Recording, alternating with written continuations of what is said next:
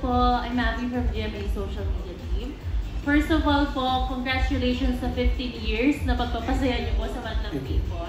Salamat po. For my question naman po, since nababanggit niyo na rin kanina yung magpasikat, sa loob po ng 15 years ng It's Showtime, anong magpasikat performance po ang pinakatumatak sa inyo at bakit?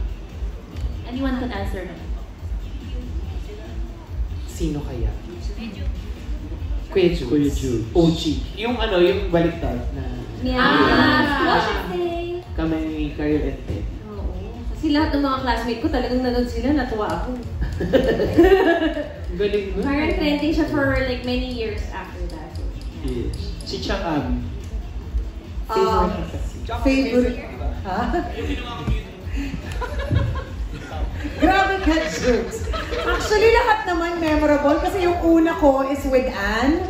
So, yun nga yung with Joey Marquez. Yung, oo, Pinaikot mo Joey yung ni Marquez. Joey Marquez na gano'n. Sa mga hindi nakakaalam, kasi nga talagang first time ni Chong Joey na ma-harness nung time na yon.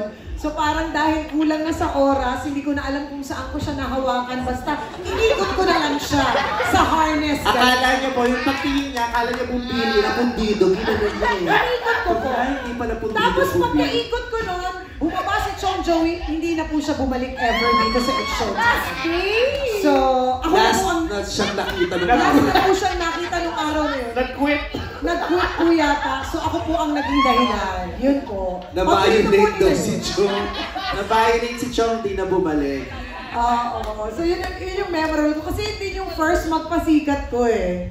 Nung time na yun. Kaya yun ang pinaka-memorable sa The Anne Curtis experience, isasabi ka niya talaga. Yes. Yun ang Anne Curtis experience talaga pag magpasikat. Yun. Si Jackie naman. Ako...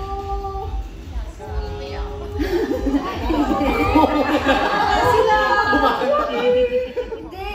Ako, bago pa ako makasali dun sa mga performances din, gusto ko na talaga yung performance nila Kuya Jux, yung baliktad. Kasi yun talaga yung parang, ang galing, paano naisip yun? Ba't nila ginawa yun? Na babaliktarin mo yung ipapalabas mo dun sa, pati yung mga salita. Na parang alien-alien yung mga salita. Pero pag, nung pinlayback na, yun pala yung theme song ng Showtime. Talagang nagmarka talaga na, Showtime magpasikat. Ganyan pala yun. Parang unexpected na yun pala yung magiging kalabasan nung nung... Urado ako nun, hindi ko nga maintindihan kung ano yung sinasabi nila eh.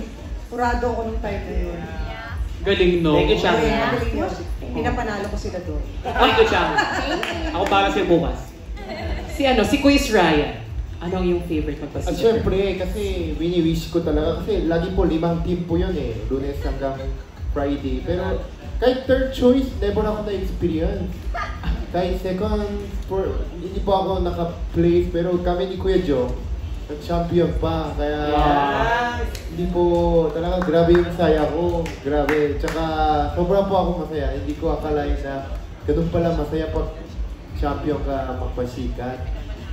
So, sobrang happy. Hindi ko makalimutan. Nasa kwarto ko pa yung champion. Yeah. Alam mo na, best friend, pinapanalo ko kayo doon. Ay, ikaw. Kurado ako. Thank you, Darren. Thank you, Darren. Bakit mo mag-judge? Kurado ako. Yun po, hindi ko po makalimutan. Habang buhay po yun, hindi ko po makalimutan. Congrats. Champion kami ni Kuya. Umiyak ka nun eh. Sobrang saya. Thank you po. Thank you. Si Kuya Bong.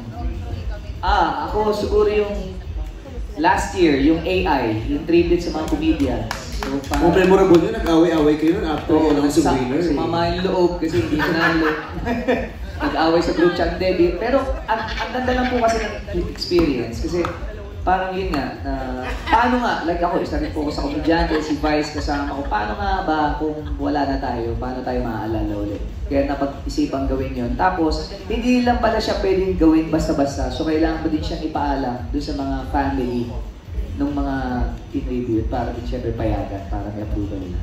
At hindi siya madaling isipin o gawin, pero na-achieve para sa Showtime.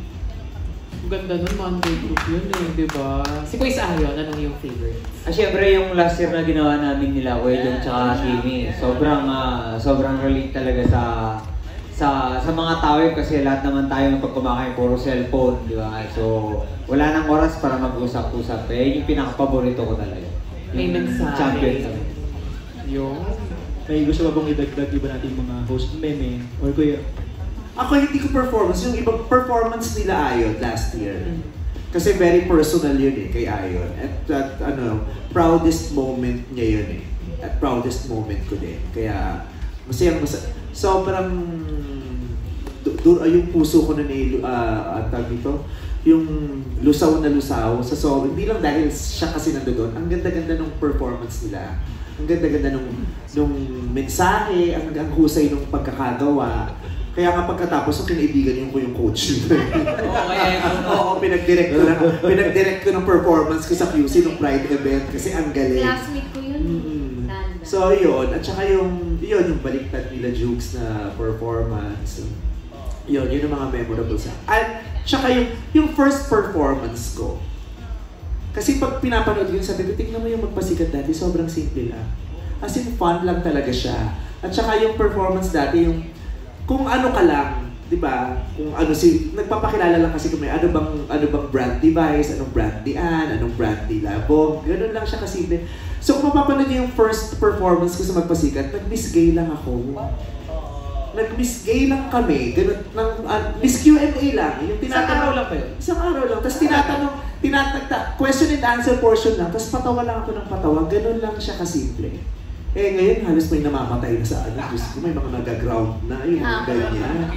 Oo, parang, sabi ko, it was just pure fun when it all started. Ngayon, iba na siya grabe. Ang pataas na ng pataas yung bar kasi na 15 years na kasi. But all for the Madlang people and for our ego natin. Huwag naman tayo umatin para na lang sa Madlang people. Pinifeed din natin yung mga ego natin dahil lahat tayo gusto nating manalo at competitive tayo. At saka hindi lang para sa amin, para sa staff namin na nagpapakahirap dito sa to. Kasi sila talaga yung yung pinakapagod, pinaka-umiiyak, pinaka-heartbroken. Kaya pag nananalo kami, masayang-masaya kami pero mas grabe yung pagdiriwang nila. Kaya inaalay din namin ito, huhusayan namin lahat para sa Madlang people at para sa staff namin na nagpapakahirap at nagpapakahusay. Grabe din yung ego natin. Grabe din ang ego ng mga. Oo, grabe ang mga ego. Pero kasama din sa una Magpasikat performance ni Bebe, si Ate Lassie. Oo. So andun na talaga siya ever since. Ano po yung mga miski-miski niya? Nandun ka nun? Support ako kay Bebe. Pero last year, kasama ka sa Ay, Bini. oo. Yun ba? Very inspiring talaga kasi nakasama ako sa Bini, pero Bini ngayon, grabe. Diba?